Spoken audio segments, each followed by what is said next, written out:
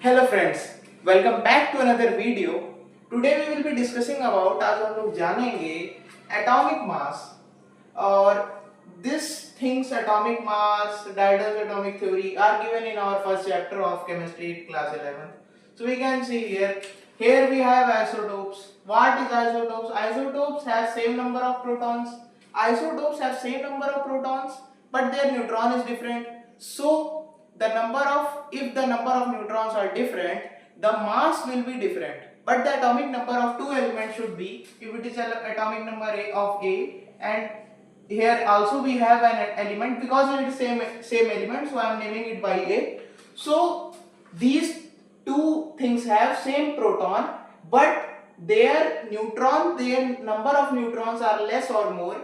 In both have some different kind of neutrons, so the atomic mass will be different, but number will be same. In isobar, these things just replace like, so isobar, same number of nucleons.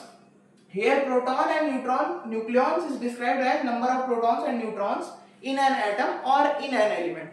So they will be same, but mass number will be different. Because atomic number can be same, it will be same. So our mass number will be different. This is one difference.